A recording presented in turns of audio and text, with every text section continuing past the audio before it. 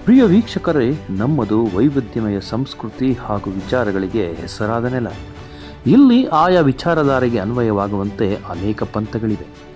ಅವರವರ ವಿಚಾರಧಾರೆಯ ನೆಲೆಗಟ್ಟಿನಲ್ಲಿ ಅವರವರೇ ಸರಿ ಎನ್ನುವಂಥ ಸ್ಥಿತಿ ಇದೆ. ಇದನ್ನು ಬಹುಸಂಸ್ಕೃತಿಯ ನಮ್ಮ ನೆಲ ಸ್ವೀಕರಿಸಿದೆ ಕೂಡ. ಹಾಗೆಯೇ ತಾತ್ವಿಕ ಭಿನ್ನಾಭಿಪ್ರಾಯ, ಸೈದ್ಧಾಂತಿಕ ವೈರುಧ್ಯಗಳಾಚೆಗೆ ಕರ್ನಾಟಕ ಕಂಡ ಒಬ್ಬ ಅತ್ಯುತ್ತಮ ವಾಗ್ಮಿ, ಚಿಂತಕ, ರಾಷ್ಟ್ರವಾದಿ ಹೋರಾಟಗಾರ ಹಿಂದೆ ಬಿಂಬಿಸಿಕೊಂಡಿರುವ ಚಕ್ರವರ್ತಿ ಸೂಲಿಬೆಲೆ ಆರೋಗ್ಯಕ್ಕೆ ಸಂಬಂಧಪಟ್ಟಂತೆ ದೊಡ್ಡ ಶಾಕಿಂಗ್ ಎನ್ನುವಂಥ ಸುದ್ದಿಯೊಂದು ಹರಿದಾಡತೊಡಗಿದೆ. ಚಕ್ರವರ್ತಿ ಸೂಲಿಬೆಲೆ ಆರೋಗ್ಯವನ್ನು ಮಾರಕವಾದ ಮಾರಿ ಆವರಿಸಿಕೊಂಡಿದೆ ಎನ್ನಲಾಗ್ತಿದೆ. ಈ ಮಹಾಮಾರಿಯನ್ನ ಗಂಟಲು ಕ್ಯಾನ್ಸರ್ ಎಂದು ಕೂಡ ವಿಶ್ಲೇಷಿಸಲಾಗ್ತಾ ಇದೆ. ಸಾಮಾಜಿಕ ಕಾರ್ಯಕರ್ತ ಹಾಗೂ ಕನ್ನಡಪರ ಹೋರಾಟಗಾರರಲ್ಲಿ ಒಬ್ಬರಾದ ಭೈರಪ್ಪ ಹರೀಶ್ ಕುಮಾರ್ ಎನ್ನುವರು ಇದನ್ನು ತಮ್ಮ ಫೇಸ್ಬುಕ್ ಸ್ಟೇಟಸ್ನಲ್ಲಿ ಹಾಕೊಂಡಿದ್ದಾರೆ ಕೂಡ. ಅವರು ಈ ಬಗ್ಗೆ ಮಾತನಾಡಿದ್ದಾರೆನ್ನಲಾಗಿದ್ದು, ಸೂಲಿಬೆಲೆಗೆ ಕ್ಯಾನ್ಸರ್ ಇರುವ ಬಗ್ಗೆ ಸಾಕಷ್ಟು ಮಾಹಿತಿಗಳು ಬಹಿರಂಗವಾಗುತ್ತಿದ್ದು, ನನ್ನ ಮತ್ತು ಅವರ ನಡುವೆ ಏನೇ ಭಿನ್ನಾಭಿಪ್ರಾಯಗಳಿದ್ದರೂ ನನ್ನ ಗೆಳೆಯ ಸೂಲಿಬೆಲೆಗೆ ಏನೂ ಆಗದಿರಲಿ ಎಂಬ ಒಳ್ಳೆಯ ಮಾತನಾಡಿದ್ದಾರಂತೆ. ಅವರ ಹೇಳಿಕೆಯ ಸ್ಟೇಟಸ್ಗಳು ಸೋಷಿಯಲ್ ಮೀಡಿಯಾದಲ್ಲಿ ಸಿಕ್ಕಾಬಟ್ಟೆ ವೈರಲ್ ಆಗುತ್ತಿದೆ ಕೂಡ. ಏನಿಲ್ಲ ಸ್ನೇಹಿತರೆ, ನಾನು ಬೆಳಗ್ಗೆ ಒಂದು ಸ್ಟೇಟಸ್ ಅನ್ನು ಹಾಕಿದೆ. ಅಂದ್ರೆ 2-3 ದಿನಗಳಿಂದ ಒಂದಷ್ಟು ಸೋಷಿಯಲ್ ಮೀಡಿಯಾಗಳಲ್ಲಿ ಹರಿದಾಡ್ತಾ ಇತ್ತು.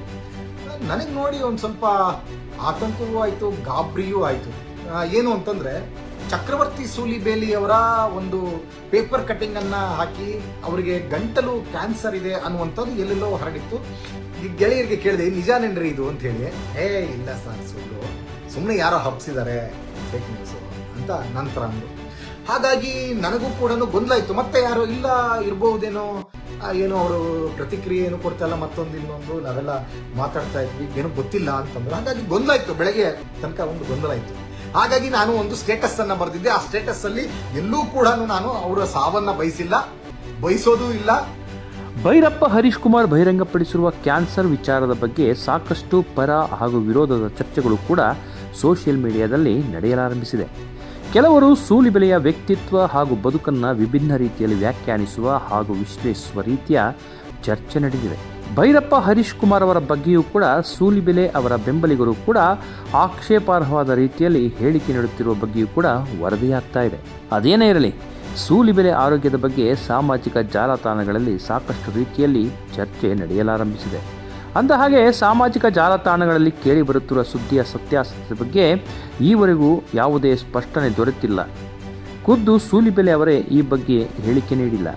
ಅವರು ಸ್ಪಷ್ಟನೆ ನೀಡುವವರೆಗೂ ಅವರ ಆರೋಗ್ಯದ ಬಗ್ಗೆ ಇರುವ ಊಹಾಪೋಹಗಳಿಗೆ ತೆರೆ ಬೀಳುವುದಿಲ್ಲ ಎನಿಸುತ್ತದೆ.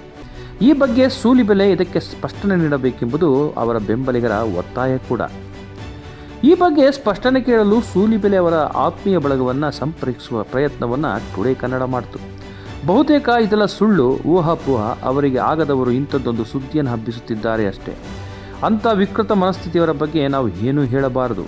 ಅವರ ಆರೋಗ್ಯ ಚೆನ್ನಾಗಿದೆ, ದೇವರ ದಯೆಯಿಂದ ಅವರು ಆರೋಗ್ಯವಾಗಿದ್ದಾರೆ ಎನ್ನುವ ಉತ್ತರ ದೊರೆಯಿತು. ಟುಡೇ ಕನ್ನಡ ಬಳಗ ಕೂಡ ಸೂಲಿಬೆಲೆಯವರ ಉತ್ತಮ ಆರೋಗ್ಯಕ್ಕಾಗಿ ಆಶಿಸುತ್ತದೆ. ಆದಷ್ಟು ಬೇಗ ಅವರ ಆರೋಗ್ಯದ ಬಗ್ಗೆ ಹಬ್ಬಿರುವಂಥ ಊಹಾಪೋಹಗಳಿಗೆ ಸ್ಪಷ್ಟನೆ ನೀಡುವುದು ಒಳ್ಳೆಯದು ಎನ್ನುವುದು ನಮ್ಮ ಅಭಿಪ್ರಾಯ ಕೂಡ.